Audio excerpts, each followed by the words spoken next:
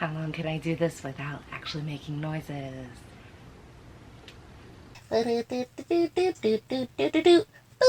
Hi everybody, it's been a long time.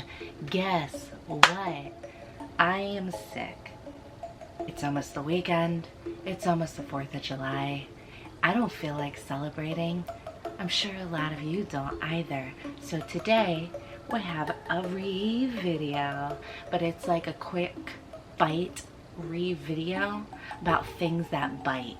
Because we're going to talk about films that I hate. Hate. So if you guys haven't been here for a ReVideo, I usually talk in depth or not in depth at all about movies that I like and recommend to you guys to watch. But this time I'm gonna because so I'm just gonna tell you real quick. First up, this is classified as a comedy. It is not a comedy. I have never cried uglier than Tobey Maguire than watching this movie. It's not a comedy. I don't care who's in it. I don't care. It's not a comedy. It's Click. This movie stars Adam Sandler and Kate Beckinsale, and with a special appearance by Christopher Walken. Sniffles. I have such a hatred for this movie. I'm not sure why I own it once. I own it twice. Actually, I have 2 copies. I have 2 copies of this gosh darn movie, which emotionally scarred me. So the premise of the movie is man wanders too far beyond in Bed Bath & Beyond and finds a universal remote that controls the things around him, including his life and all these things. But the remote is a smart remote and like learns your likes and your dislikes. So, but let's see what the back says. A workaholic played by Adam Sandler doesn't have time for his wife and his kids. Not if he's to impress his ungrateful boss and earn a well-deserved promotion. So when he meets Morty, a loopy sales clerk, he gets the answers to his prayers. A magical remote that allows him to bypass life's little distractions with increasingly hysterical results. Hysterical results. We'll go back to that. But as Michael gleefully mutes, skips, and scans past his family and his friends, the remote gradually takes over his life and begins to program him in this fast, funny, and out of control comedy adventures. All right, now let's talk about the comedy, the hysterical comedy. Hysterical. So the remote remembers what you fast forward or what you don't like, and things of that nature.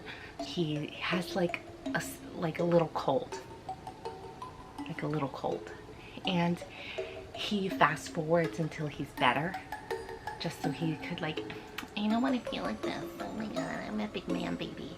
So he like fast forwards to feeling sick. It remembers that to fast forward every time he's sick now. And imagine what happens when one day he comes to and he's like really a lot older and he's like bigger and like he's really confused, like what happened? Well, because he was diagnosed with like cancer. So the remote fast forwards through almost his entire life. His entire life. It's explained in the movie that he like becomes like this like walking like empty inside shell of a human. cool. He misses his father dying, and when he has this realization, he utilizes the remote to like rewind and like look at these moments. But there's this heart-wrenching like moment where he like pauses the last encounter that he has with his father, and he goes back and pauses and then like hugs him, because that was the last time he ever saw his dad live. Like, what? Why? This is not funny. This made me so mad when I first watched it. I was devastated. If you were to look at this movie more from the perspective of like, don't take for granted what you have, live in the moment kind of thing, fine, but don't frame it around it being like a kooky Adam Sandler comedy, because it doesn't, the balance isn't there. It doesn't work. They should have leaned one way or the other. Just pick one. No, I hate this movie. I hate it. And this has been my #1 hated movie for as long as this movie existed, essentially, because I watched it when it came out.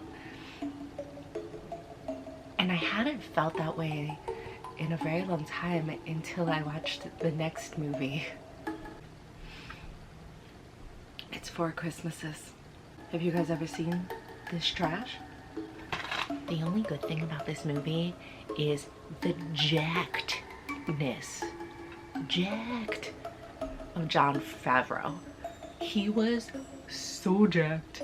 I felt a certain way, and I really shouldn't have, but hello, Mr. Favreau, how you doing? The thing that makes this movie so aggravating for me is the fact that the setup, the meet cute, the whole chemistry between the main couple is 100% believable. It's A+ material. But then they dropped this couple into the most horrendous family situations just because of social obligation to deal with the holidays, and I can't handle it. I can't.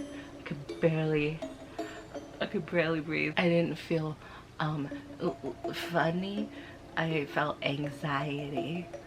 This movie is just a complete anxiety fest. That's what it is. It's an anxiety fest. Makes me sad. Okay, I'm angry again, sorry. No, anyway, I don't like two comedies. Oh, I hate them both. Do you guys like them? I know a lot of people like this.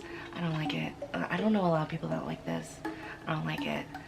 There's emotional damage, anxiety, emotional damage. I guess if I had to go with like which one would I watch again, I probably would watch Click again, just because sometimes I need a good cry and to hate everything, you know?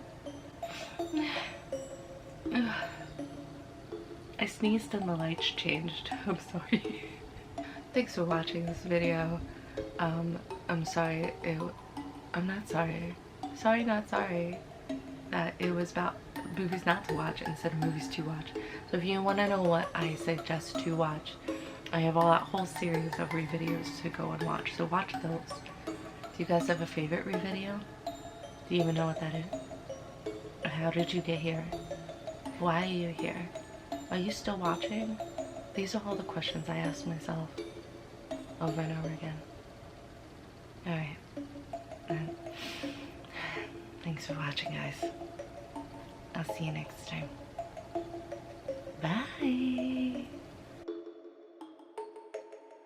I'm back in alphabetical order. A, B, C. See you never.